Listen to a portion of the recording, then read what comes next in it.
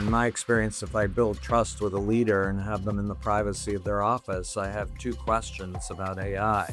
How quickly can I automate? And how many jobs can I eliminate? Those are the only two questions on their mind. This is a show about the future of tech and the future of work. I'm Jeff Nielsen, and today my guest is John Hagel. He's a 4-decade Silicon Valley whisperer and has worked with everyone from McKinsey to BCG to Deloitte to advise the top technology leaders in the world. John has been following the future of work for decades and is deeply interested in how AI is transforming our organizations. He's on record as calling using AI for automation and elimination a mistake and calls it a going out of business strategy. I want to ask him what the real future of work is, how we can actually harness AI to get ahead, and what we need to do to avoid getting disrupted. Let's find out. John, thanks so much for joining today. I've been really interested. You're someone who's, been at this whole business of, technology, business, work for, the better part of 4 decades. I'm curious, one of the narratives you hear a lot these days is that, this time is different, quote. And I'm curious, from your perspective, is that a useful narrative? Is that true? Or is that just something that people say, every 5 or 10 years as a way to get more attention?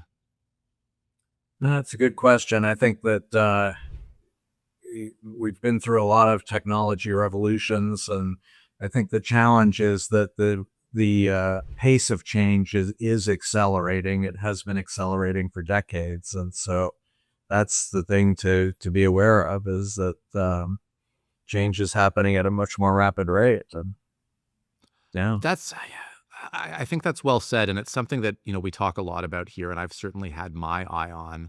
So what's the implication of that? Because it feels like in the last handful of years, the pace of change has reached this rate where it's now sort of dramatically outpacing a lot of organizations' ability to keep up with the new technology. And there's, a lot of talk about, is it bending up exponentially? Will we never catch up again? So like, what's the implication there for organizations and I guess for society? Well, I think it's going to require a fundamental shift in how we organize and manage organizations. And I talk about what I call the big shift, which is the result of these long-term trends that are reshaping our global economy and society. And one of the elements of a big shift is a shift in our institutional models. I generalize a lot, you'll see as we go through this because we don't have a lot of time, but it's generalizing. Large organizations around the world today are driven by a model that I describe as scalable efficiency. The key to success is do everything faster and cheaper, and just keep doing it faster and cheaper and you'll be successful. And for over a century, it's led to huge growth of large institutions around the world. So it's hard to argue with that at one level, but given the change in the world, that model is becoming less and less efficient, actually. And instead, I believe the institutional model that we need to embrace is what I call scalable learning. And that's a model where the focus is on having everyone in the organization learn faster together. And specifically, I have to be careful because when I talk about learning, most executives say, oh, you're talking about training programs, workshops. We have a lot of those. And no, I'm not, because there are 2 different forms of learning. One form is sharing existing knowledge, which you do in a training session or workshop. You're listening to an expert and you're gathering knowledge and you're acquiring what they already have. In a rapidly changing world, anything we know today is becoming obsolete at an accelerating rate. So if all you're doing is sharing existing knowledge, good luck. You're sharing an increasingly obsolete asset. I believe the learning that's most necessary and powerful in this changing world is learning in the form of creating entirely new knowledge that never existed before. And you don't do that in a training room. You do that in the workplace by confronting situations that have never been confronted before and learning how to address them in ways that create more value. And so that's a very powerful form of learning. Unfortunately, very few, I mean, again, generalizing in large organizations, you have research labs and innovation centers where that kind of learning is permitted, if not encouraged. Um, but in the rest of the organization, it's no, just focus on doing the assigned tasks. And I believe everyone in the organization, even janitors in a facility, should be focusing on how to learn faster in the form of creating new knowledge. So I'm sorry, just went on a bit too. What's interesting, John. I want to get back to how we go about that learning, but I wanted to just pause and recognize that what you're describing around this learning at all feels very countercultural to a lot of the narratives and the investments that we're seeing from CEOs, from boards, from investors, where AI is a tool to basically turbocharge scalable efficiency, right? Thinking about AI as, how do we do more with less resources, less cost, and ultimately less staff? And so, if that idea is ultimately wrong-headed, it feels like an awful lot of people are headed in that direction. Can you unpack a little bit, why that might not be the best course of action anymore? Yeah, well, it's definitely the case. In my experience, if I build trust with a leader and have them in the privacy of their office, I have two questions about AI. How quickly can I automate? And how many jobs can I eliminate? Those are the only two questions on their mind. It's all about freeing, cutting costs, again, scalable efficiency. But the challenge is that the more efficient you become, it's a diminishing returns kind of uh, result. That the more efficient you become, the longer and harder you have to work to get the next level of efficiency. And and again, I think the challenge in a rapidly changing world is we need people who are going to confront these rapidly changing environments and find ways to create much more value. And if you're eliminating people, um, you're not going to have that resource, that capability. You're just going to keep doing what you've always been doing, but in a rapidly changing world, that's becoming obsolete. So it's a challenge. Well, so it sounds like that's where the new knowledge seeking comes into play, that we need fundamentally new ways of doing things, Yeah. not just, the old way, but faster. And, you're suggesting that that does ultimately require people. Is that fair? Yeah, no, and if it's okay, I can give a brief example that I think Please. is illuminating about the potential, and it's a clinical laboratory company in the healthcare industry, and in that company, they noticed that their customers were becoming more and more unhappy and leaving at an accelerating rate, and the employees in their call centers were becoming more and more frustrated and leaving their jobs. And so the head of the call center department, called all the people together, and he said, first thing, I promise none of you are going to lose your jobs. You're all going to stay employed. But your first assignment is to go work with the IT department to figure out how you can automate all these routine calls that are consuming all your time, where you're just reading a script because it's a call that hundreds of other people have dealt with.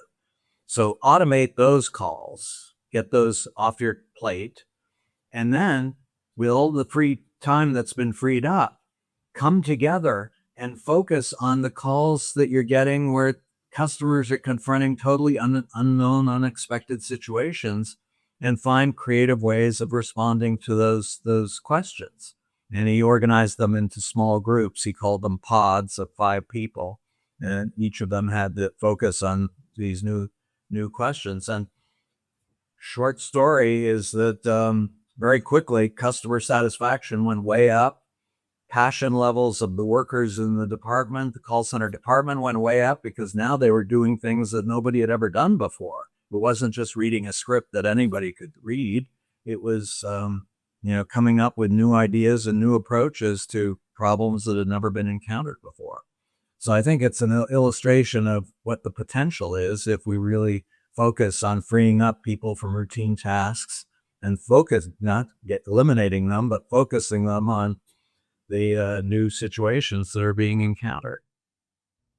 Well, and what's interesting to me about that story is that foundation, and you mentioned it, of trust, right? Being able to have the trust with your employees for them to actually, not worry about their job and do what's right for the organization. And that seems to be one of the traps that I'm watching so many organizations get stuck in, which is if you're standing on a pedestal as CEO saying, basically what we want to do here is have the fewest number of staff possible, and then you're expecting those same staff to help you implement this automation, like you're kind of the staff are kind of negotiating down the barrel of a gun, right? And like I'm curious, how do you see things playing out for organizations that aren't able to cultivate that trust and take the path that we're seeing so much of these days? Well, I think they're on the track to be eliminated in the rapidly changing world. If we're not prepared to embrace the changes that are occurring, not just deal with them, but embrace them, view them as an opportunity to learn new things and come up with ways to create new value, you're going to be out of work. Um, it's a challenging world. If you work in IT, Infotech Research Group is a name you need to know. No matter what your needs are, Infotech has you covered. AI strategy? Covered. Disaster recovery? Covered. Vendor negotiation? Covered. Infotech supports you with the best practice research and a team of analysts standing by, ready to help you tackle your toughest challenges. Check it out at the link below, and don't forget to like and subscribe. We're just inundated these days with all these stories of, what feels like companies doing the wrong thing here. And, as I'm sure you're feeling acutely too, it feels like these days we're just bombarded with all these narratives of, what's going on with AI, what's going on with work. And, my sense is that almost all of them are very self-serving for, whoever is telling the story and where they're trying to get money. But just while we're at it, John, I'm curious if there's any other kind of common narratives you're hearing in the media these days about AI or the future of work that you think are BS or you think are worth debunking. Boy, how many hours do we have? I think most of the coverage of AI has been very superficial, and yeah, I think what we really need to focus on is the opportunity to take over many of the tasks that are being done by people. I believe people should never have been doing those routine tasks. If you can tightly specify routine tasks that are done in a standardized way every time, why have a human do that? We as humans are not, suited for that. We make mistakes, we get tired, we get distracted. Let the machines do that. Focus the humans on creativity, imagination, curiosity, and I think that that's what's missing here. It brings up a whole other theme or topic around AI, because a lot of the discussion of AI is about the imperative for reskilling. We need to reskill people. And again, you'll see in our conversation, I focus a lot on semantics and definitions of words. For me, skills are things that are valuable in a specific context. It's how to operate this machine in this factory. That's a skill, very valuable in that factory, but everywhere else, who cares? Skills on how to do mathematical calculations or whatever. So skills have value in a specific context. I focus on, and I believe rather than focusing on reskilling, we should focus on cultivating capabilities. And what I mean by capabilities are things that are valuable in every context. And I think uniquely human capabilities, curiosity, imagination, creativity, collaboration, all of those are going to be extraordinarily valuable and necessary in a rapidly changing world.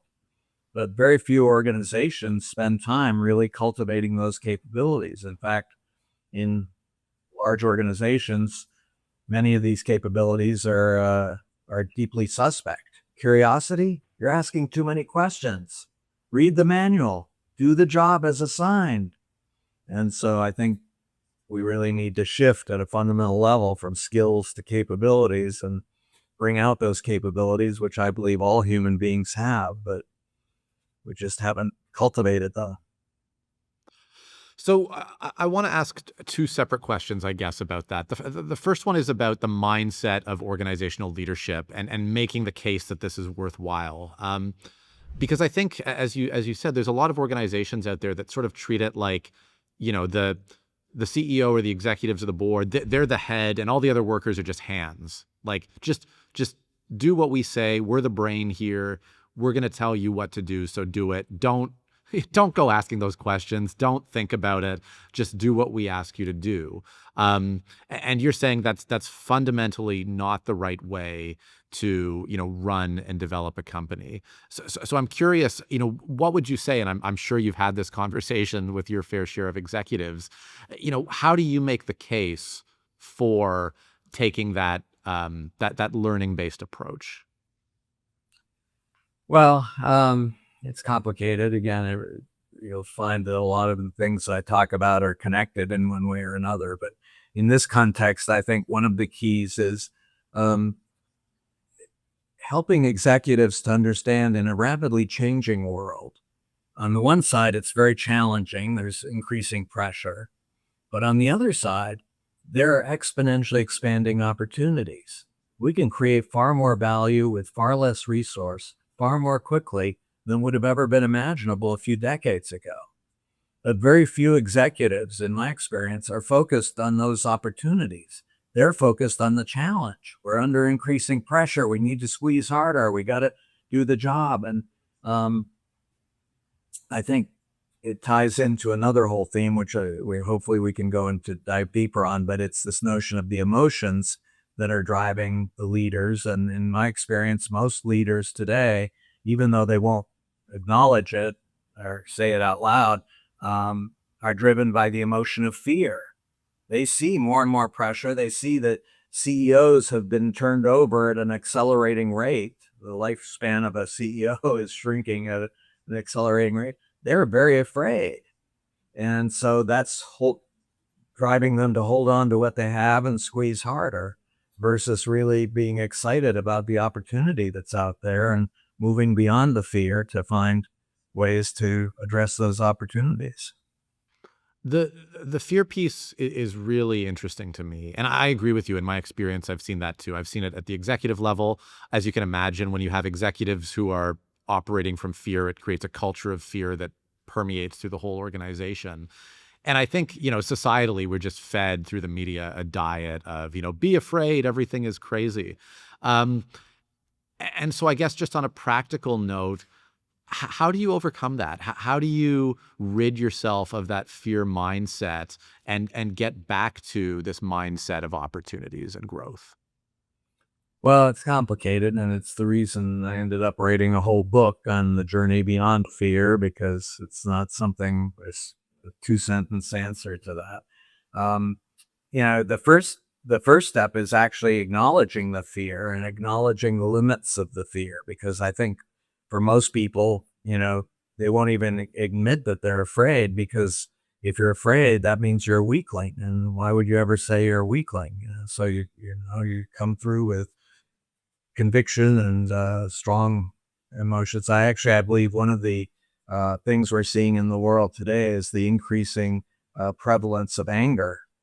And I believe that if you probe underneath that anger, you'll find that it's actually driven by fear. But anger is a good, strong emotion. I can be angry. That's good. That's strong.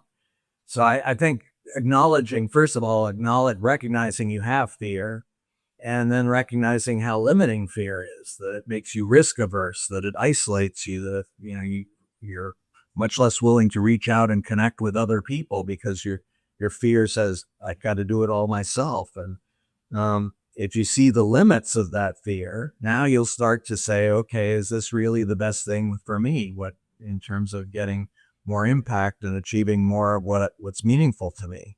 And then it starts you on a journey of really exploring what are the things that really excite you and motivate you, and finding ways to embrace those rather than the fear that's holding you back. Yeah, as you said, and I'm sure wrote extensively about. It's easier, said than done, but it feels like it's so important to be able to do that. And there's so much, yeah, resting on that and breaking free, through that journey. So, let's go back to the second piece I wanted to unpack, which is, okay, assuming you can move beyond fear, you can acknowledge that, okay, the world is full of opportunities. I can't tackle them all myself. I need to work with my team. I need everybody, in an environment of trust and on board with this. I want to come back to this idea of learning and continuous learning and learning on the job. It's not, it's not a workshop. It's not something you do in a seminar. What does that look like? And maybe if it's not something that, works in a, in a 20-second soundbite, if you can give some examples of how, you've seen organizations tackle that effectively. No, well, it's again, there are many different dimensions to it. Part of it is, encouraging people. One of the things I talk about is a shift in leadership models, because I think today the mark of a strong leader today is someone who has an answer to all the questions.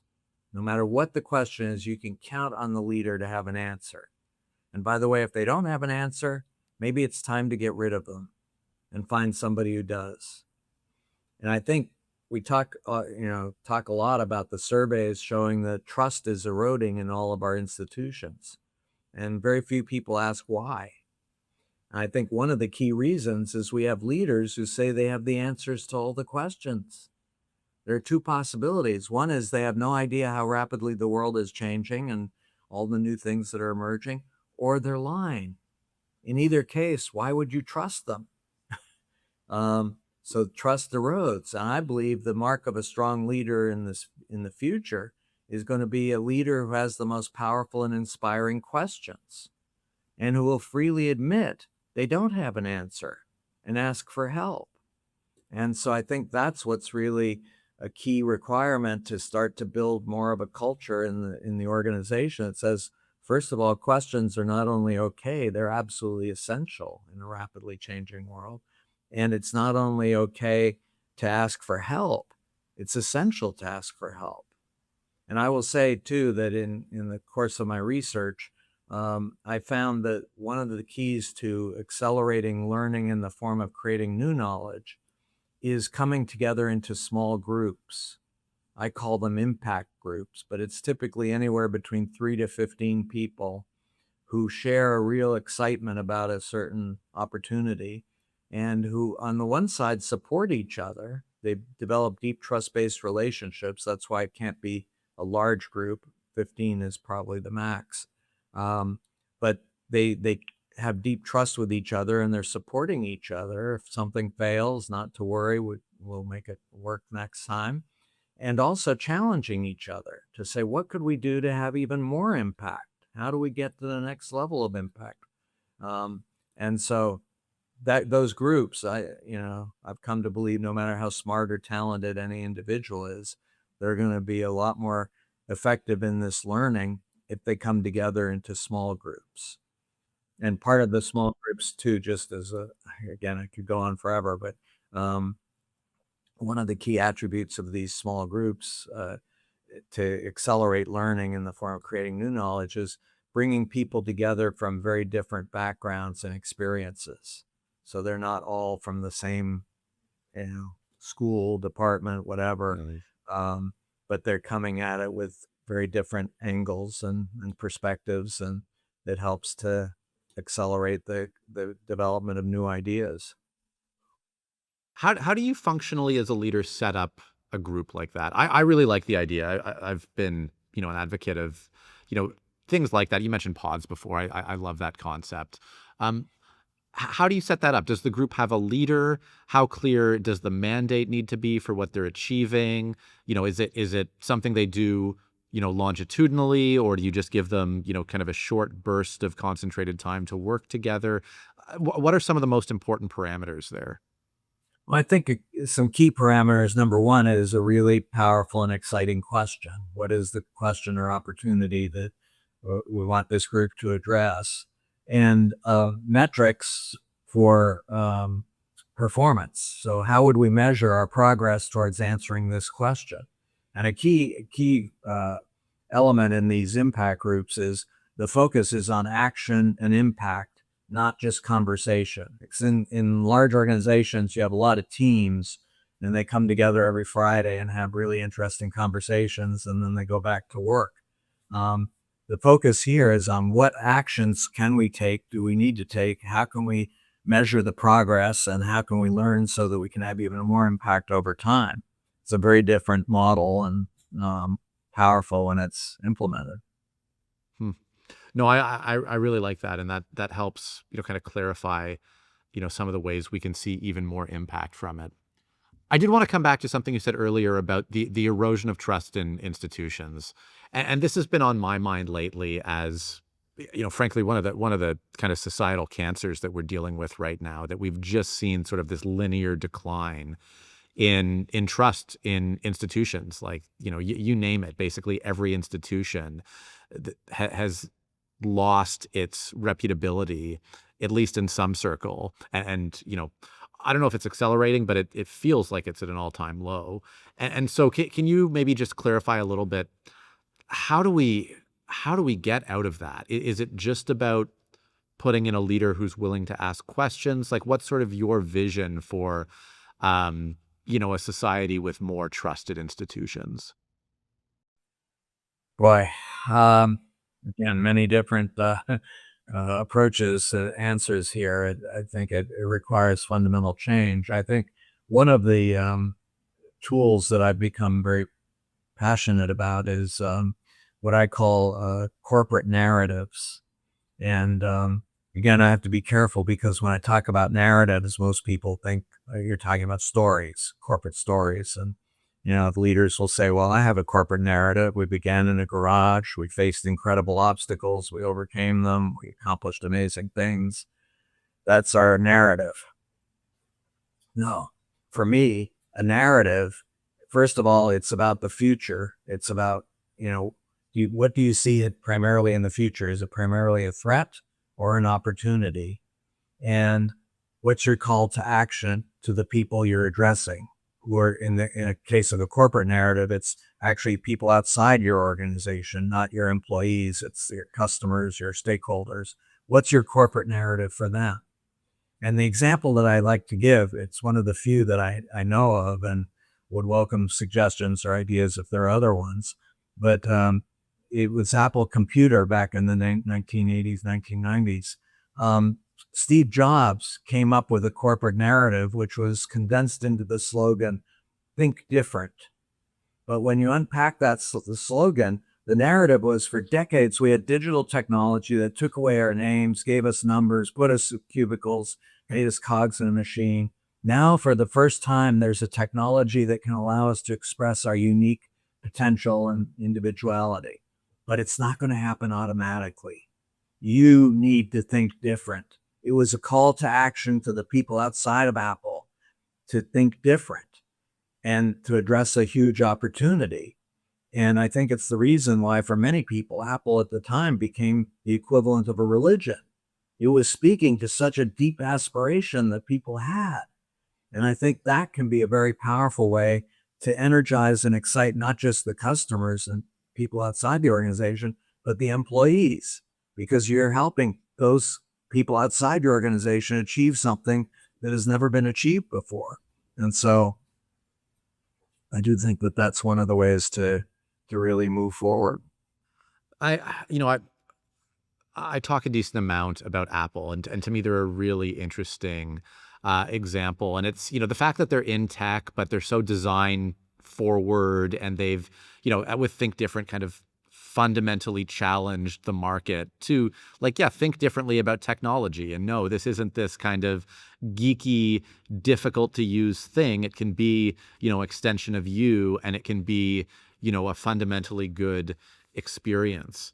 So I'm curious, for organizations that want to, challenge themselves to do this and reimagine what they can be, how much of that do you see as being done through, kind of sniffing out new technology versus just kind of raw creativity about, the market that they're serving, and what their products and services are, and how they fit the lifestyles of their users, or of their buyers, or of their, constituents. Now, again, complicated, a lot of different things coming together, but in this context, I've become very focused on a specific form of strategy, which I call zoom out, zoom in. And it comes from actually having the opportunity to work with many of the most successful tech companies in Silicon Valley. And what I found is they had an approach to strategy which was very different from most traditional organizations. That the zoom out, zoom in is focuses on two time horizons. One time horizon is 10 to 20 years. That's the zoom out. Zoom out 10 to 20 years and focus on identifying what's a really exciting, exponentially large opportunity that we could be addressing. And then zoom in. And here it's a very different horizon. It's 6 to 12 months. And on that horizon, the questions are, what are the 2 or 3 initiatives, no more, 2 or 3, that we could pursue in the next 6 to 12 months that would have the greatest impact in accelerating our movement towards that bigger opportunity? And how would we measure progress in addressing that opportunity? But I think it can be a very powerful way to start to overcome fear. First of all, if you see a really large opportunity in the future, that can be inspiring and exciting. But for many people who are driven by fear, they're going to say, that's just a fantasy. That's never going to happen. But if you can show tangible progress in the next 6 to 12 months towards that opportunity, now you start to overcome the skepticism, and people start to say, get excited and say, how can I join? How can I participate? And so I think that's one way of really starting to move forward, is really engaging in the exercise of looking ahead. And I think obviously one of the challenges I face from executives is, come on, John, the future's so uncertain. How could you possibly know what 10 to 20 years is going to look like? And I think one of the examples, there are relatively few examples that have been published or publicly available on zoom out, zoom in. But one of them is a small tech startup in the 1970s, in 1980s in Redmond, Washington. It was a company called Microsoft. And Bill Gates pursued a zoom out, zoom in approach. And on the zoom out side, this was back in the 1980s, he had a view of the future opportunity that was summarized really in 2 sentences. One, well, it was basically that the computer industry is increasingly going to be on the desktop. The desktop is where the future is. And at the time, that was viewed as a fantasy by most executives. I was in a board meeting of a mainframe company at the time, and they were dismissing Microsoft as this toy company. But what he did on the zoom out side, number one, he did not develop a detailed blueprint of what the computer industry was going to look like in 20 years from now. But it was enough specificity so that he could really focus his near-term actions. And he focused on 2 trends that were pretty predictable, even in an uncertain future. One was the exponential price improvement of the computing devices. And the other was he saw in large companies long lines of very frustrated employees waiting for their opportunity to ask the mainframe a very simple question. And the frustration and unmet need there was very powerful. He said, if I could provide a desktop device that would provide answers to those questions immediately in real time, they would buy them in a minute. And so, again, it wasn't a detailed blueprint of the future, but it was enough. It was focused on reasonably predictable trends and enough detail so that he could focus his actions in the short term to say, how can I become a leader in desktop? I like that clarification about specificity without it being, an entire, map of what the world's going to look like 20 years from now. Because to your point, John, it feels like so many leaders now are using the rapid and increasing pace of change of technology to kind of throw up their arms and say, well, I can't predict anything anymore. I don't know Yeah. what the future looks like. And using it as an out to say, well, I'm actually not going to do the exercise because who knows? And so you end up in this sort of fear spiral. But it sounds like you're saying like that's actually no excuse at all, that in spite of the pace of change increasing, you should still be able to make specific calls and specific bets that you can anchor your firm around. Is that fair? Yes, if you don't have a focus and destination, you're going to be very challenged. I've a bit of a contrarian on many things, and one of the most popular things these days is the notion of agility. We need to become more agile. That's the key to success. And my challenge to that is, well, if agility is just responding as quickly as possible to anything that's happening around you, millions of things are happening around you. You're going to spread yourself way too thin because you have no focus on what's really important. What are the things that are going to generate the most value over time? And so I think it's one of the reasons in large organizations today we're seeing things spread out much too thinly across too many initiatives because they're trying to be agile, but they have no sense of what is it that is really the big opportunity that we should be focusing on. And so I think that's a challenge. Yeah. No, I can absolutely relate to that. It feels like without that North Star, you're just trying to go in every direction at once as fast as possible. Yeah, no, as fast as possible. It's about speed and efficiency Yeah. and having a sense of where you're headed is in my experience absolutely critical, and then being able to measure progress. I'm a big proponent of metrics in terms of how would we measure the progress we're making in addressing those big opportunities in the future. So when we're thinking about where we're going or generating new ideas or sort of the art of the possible, you in the past have been a big advocate of this idea of the edge and kind of, listening and understanding about what's going on at the edge. Can you share, maybe for the audience that isn't familiar with that idea, what the edge is, what your kind of practical advice is around it, and, how and if it's changed recently for you?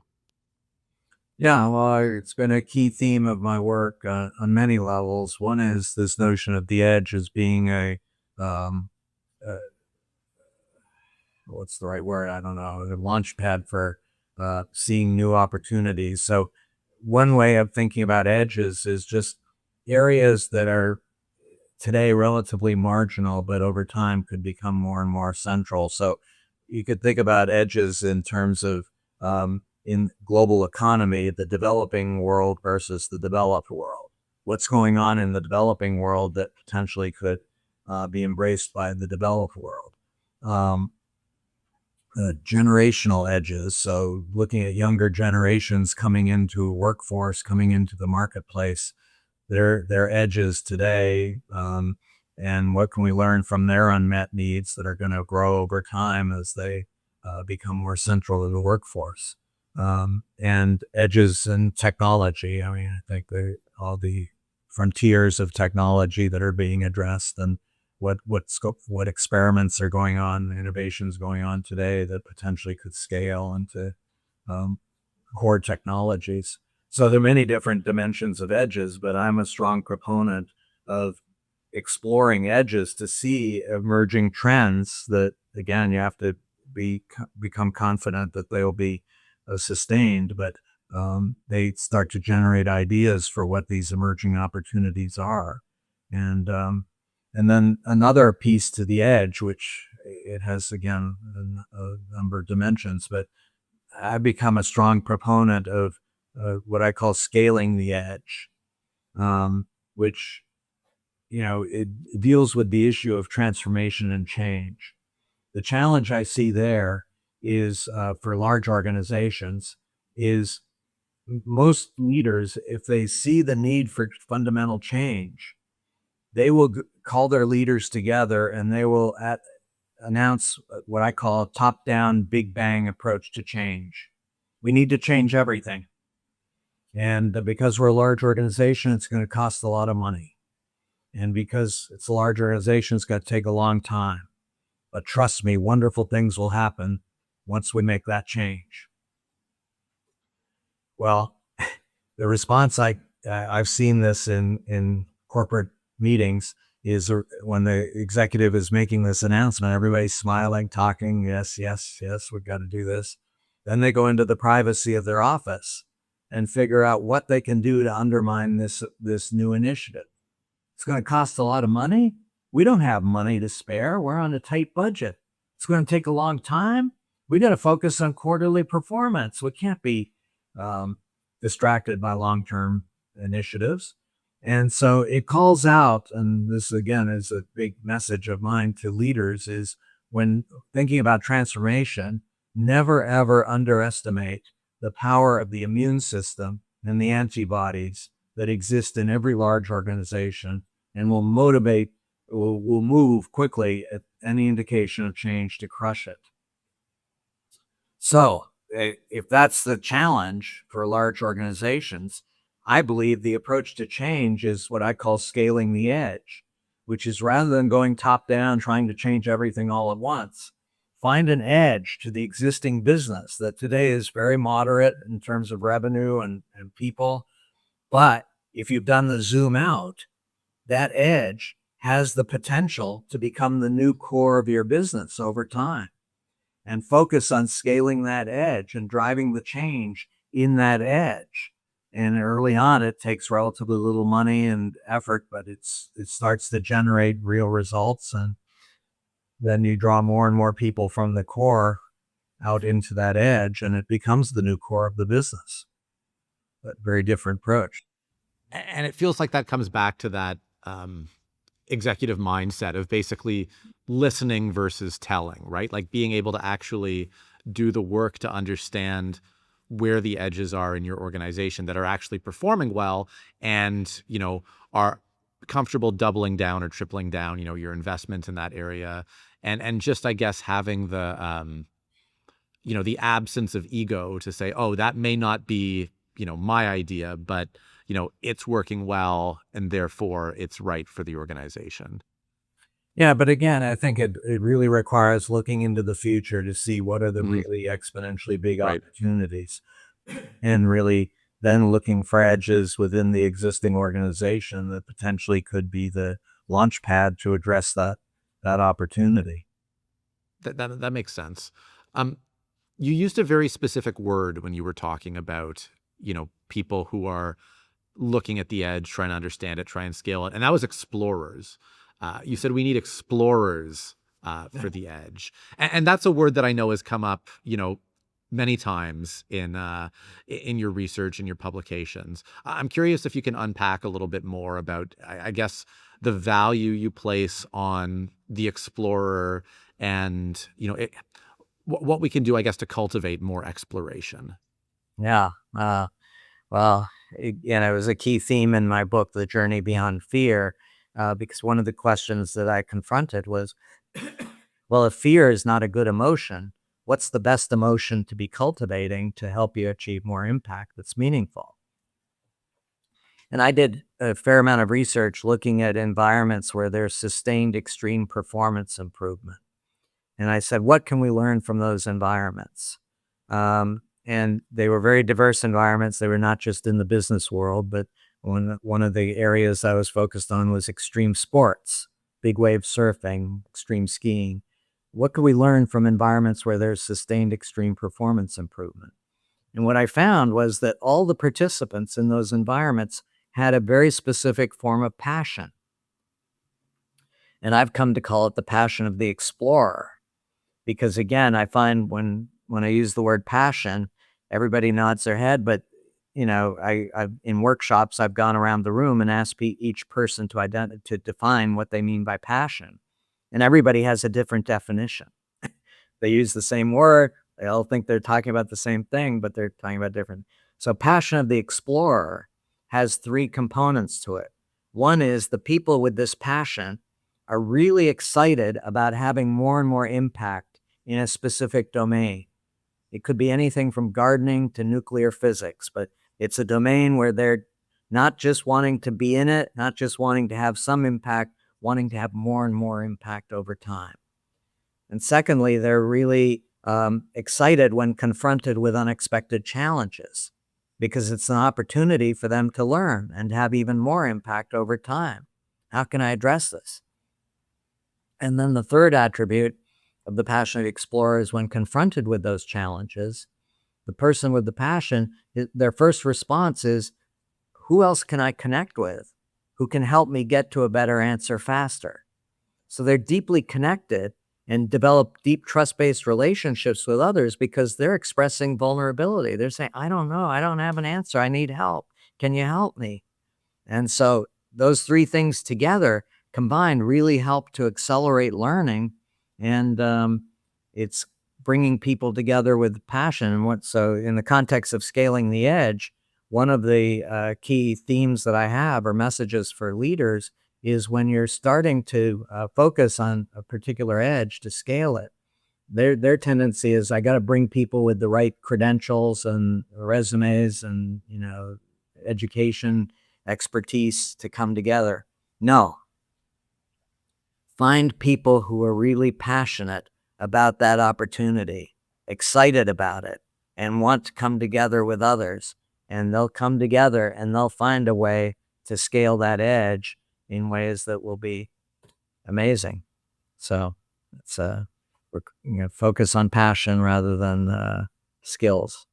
It's really interesting, and I haven't quite thought about it that way before. But the idea that there are organizations where there's just organizationally more passion or less passion in the workforce, organizations that are better at cultivating it or better, frankly, at suppressing or repressing it. And so whether you're a leader or whether you're just working in an organization, I mean, I think it may be more difficult to measure, but you can get a pretty good sense of whether you're in a high passion or low passion organization and who the passionate people are around you. And it feels like it's, again, we've talked about this a few times already.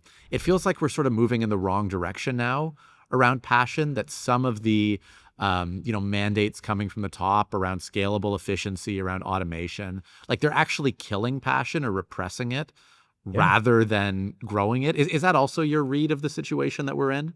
No, absolutely. I think it's a big challenge. One of the questions I ask is, how many large organizations are measuring passion in their organization? Virtually no one is. Mm-hmm.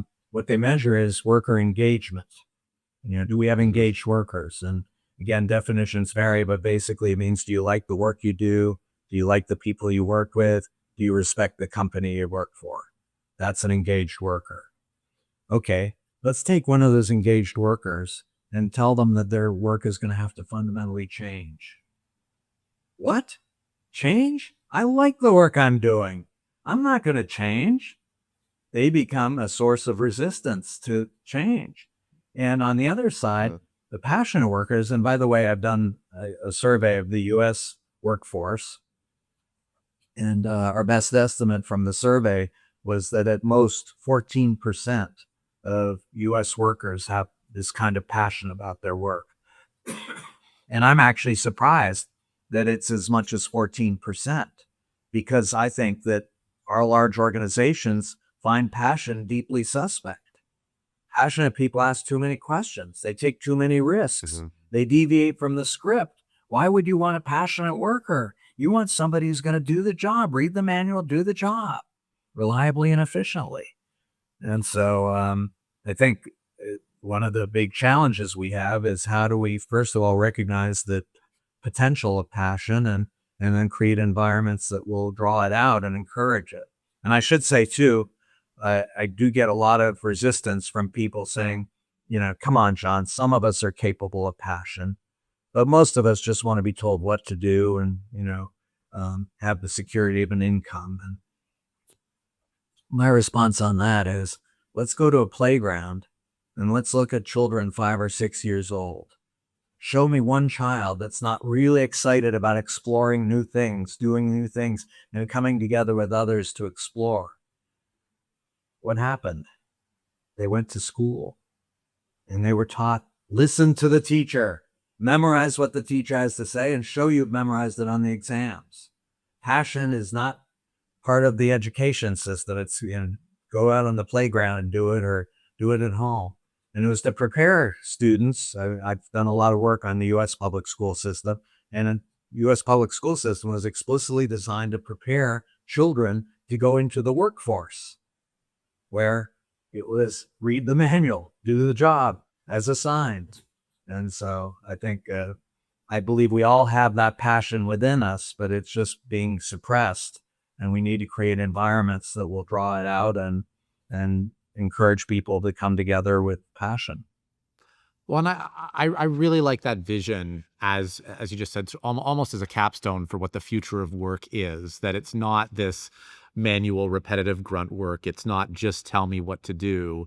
It's actually bringing that passion, that creativity, that curiosity, that spirit of exploration into what you're doing. And there's, I'll just sort of zoom in a little bit to it. But you said something really interesting, which is that you believe that everybody naturally has this passion, and it's kind of, beat out of them or repressed. And I just want to, I want to confirm that with you, because the implication there is that in an organization, if you have the right leadership and the right mindset, you actually can cultivate this passion at a broad scale. It's not just cultivating it in, 14% of your employees. It's you have the power to have a fully passionate workforce. Do you buy that? Absolutely. Again, I think it's a fundamental human capability that's within us. And I think, again, creating the right environment. If you have leaders who are asking really powerful and inspiring questions, if you're helping people come together to address opportunities, I mean, there are many things you can do to help draw out that passion, but you have to focus on wanting to draw it out versus wanting to suppress it. It's one of the big challenges in large organizations today. Absolutely. I want to take us down actually a completely different road that we haven't covered yet. So given that we talk so much about the future of work and the future of technology, we've talked a lot about business leaders, and one of the areas of interest for me as well is technology leaders, and what the future of enterprise technology and enterprise IT looks like in the organizations, and how all this kind of rapid change, AI, new technology is impacting that. So, John, you wrote an article an awfully long time ago, basically suggesting at the time in 2003 that IT still matters, when there was this question about whether IT still matters.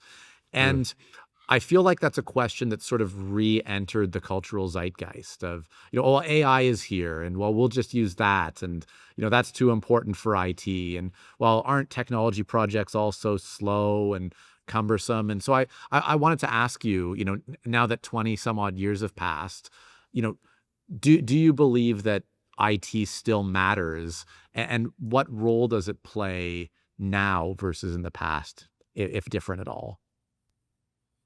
Boy, I think it's more and more central to everything we do. I mean, I'm confused about the distinction between AI and IT. I mean, AI is IT. Is what's delivering AI? Is it not technology? I don't know. So I think, but then you've got all kinds of connections. The one that I'm most interested in, I think, at this point is the technology at IT around human wellness and longevity.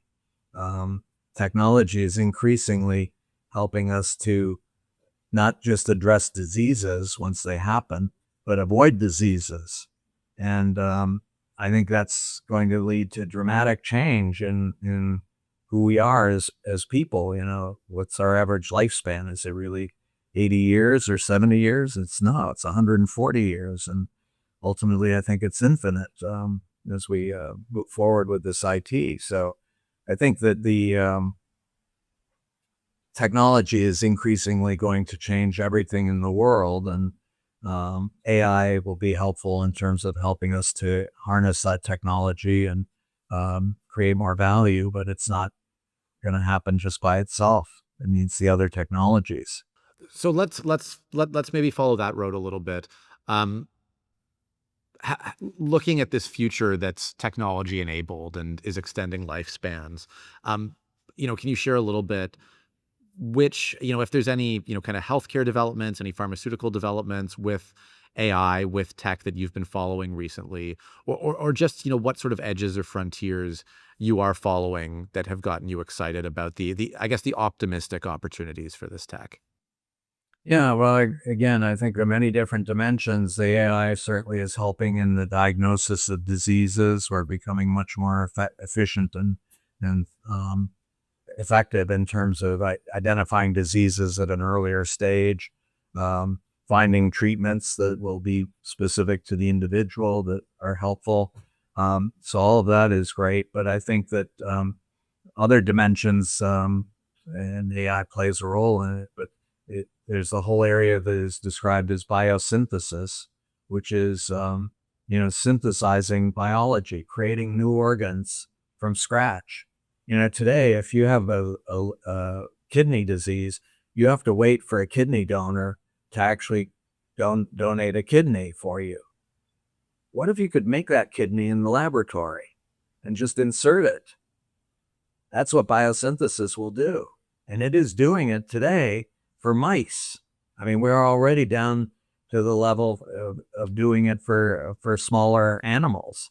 It's just a matter of time before we'll find a way to do this for human beings. And I think it's going to lead to dramatically different lives where, our biology is whatever happens to the biology, we can replace it. So I don't know. Yeah, no, it's really exciting. And I always find myself kind of veering back as well to the human health and longevity implications as well. And, living well versus just, how to squeeze a little bit more efficiency out of your business engine, right?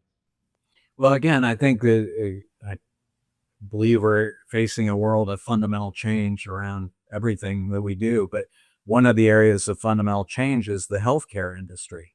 I mean, today, again, I generalize, but the healthcare industry says wait until the person gets sick. And when they get sick, diagnose it and treat it. That's the healthcare industry. Wait a minute. Why do you want to wait until somebody gets sick? Why don't you want to focus on what you can do to help the individual stay healthy and become even healthier over time?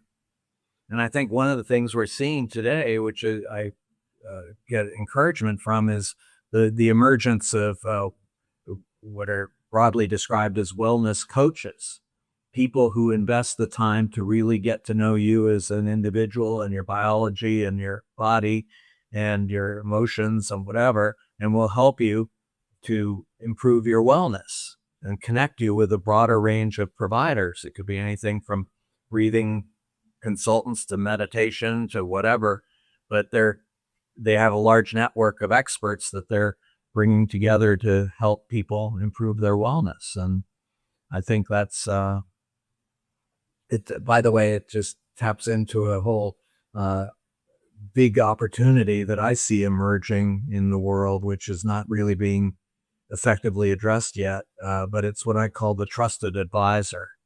And I think that one of the things that's really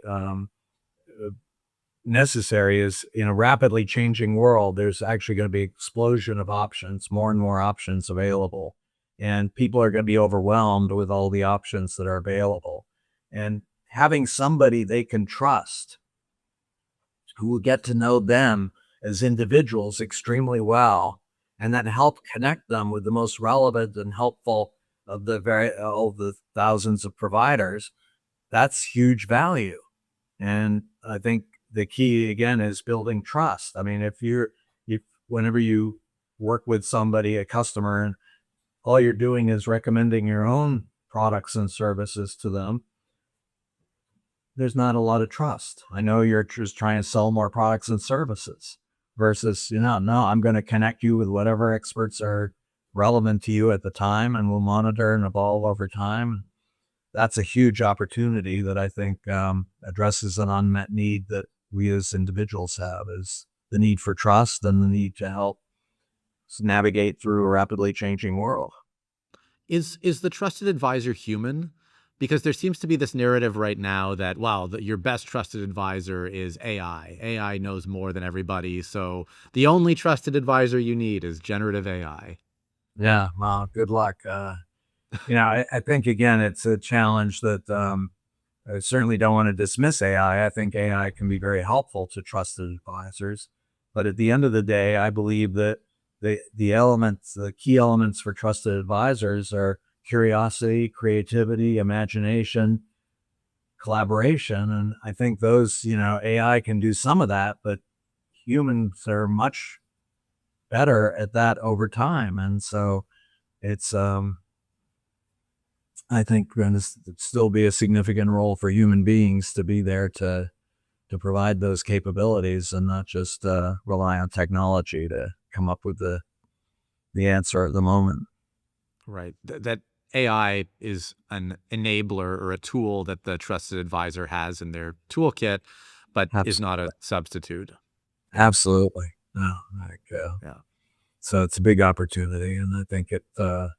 Again, I'll just say too, one of the things that I find so intriguing about this is I'm seeing elements of this emerge. I mentioned wellness coaches, which I think is an example, early example of trusted advisors, and they're growing at a pretty significant rate. It's um, a growing industry or a business type, and over time, I believe trusted advisors will emerge in specific domains like wellness and health or travel or finance or whatever, home ownership, whatever.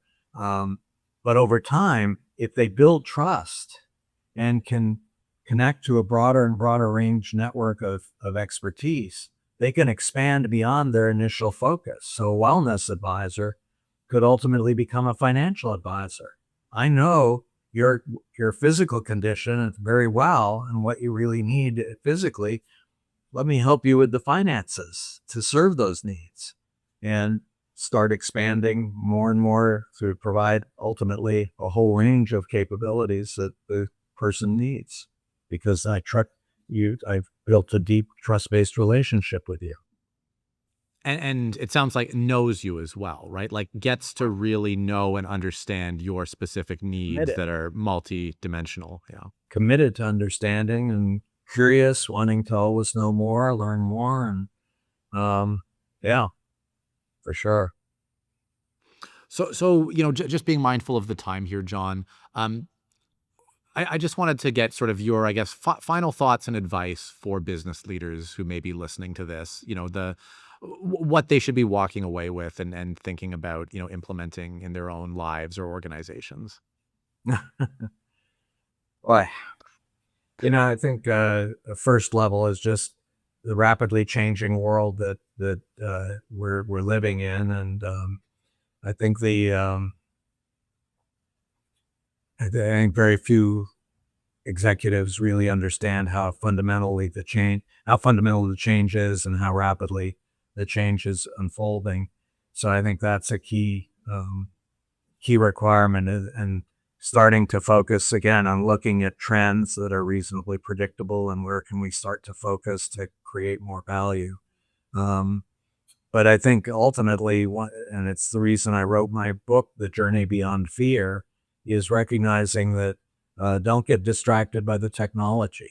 I mean, if all you do is focus on the technology, um, you're not focusing on what's really going to make a difference because what uh, I go back a bit. In my career, I was trained as a business strategist. I was trained to believe that strategy is everything. If you have the right strategy, you win. Focus on strategy.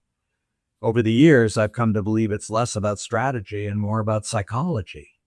That if we don't understand the emotions that are shaping our choices and actions, the best strategy is just going to sit on a shelf somewhere.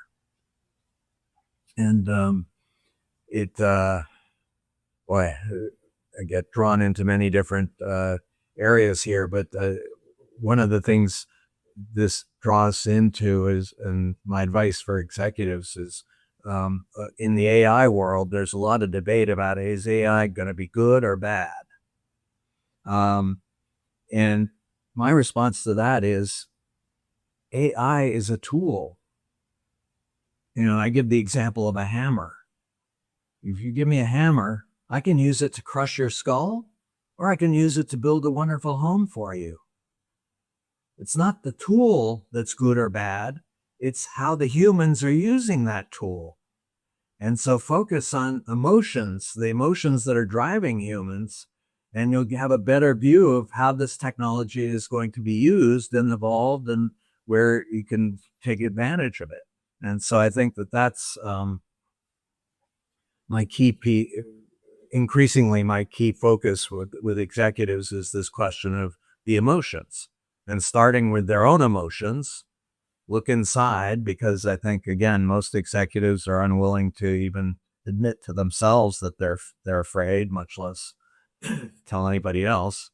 Um, and then recognize how limiting that fear is, and then finding ways to cultivate this passion of the explorer. And I view that as a process of exploring the future to see where these exponentially large opportunities are that are emerging and addressing those.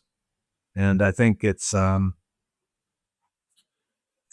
I don't want to suggest it's easy. It's very challenging, but I think that for those who do it, the world is creating huge opportunity, and we need to fundamentally change in order to address that opportunity. I will also say, I'm sorry if I go on too long, but uh, I find that every large organization that I know of has a digital transformation program in their company. But when I probe to ask what's the digital transformation doing, what's the focus? It's how can we apply digital technology to do what we've always done faster and cheaper, more efficiently. That's digital transformation. My response is, for me, transformation, use the metaphor of the caterpillar to the butterfly. If it's not evolving in a fundamentally different way, it's not transformation. If you're just making the caterpillar walk faster, good luck. But that's not transformation. And I think that's the real potential here, is to really think about transformation at a more fundamental level based on the opportunities that are emerging, and then driving the change through scaling the edge.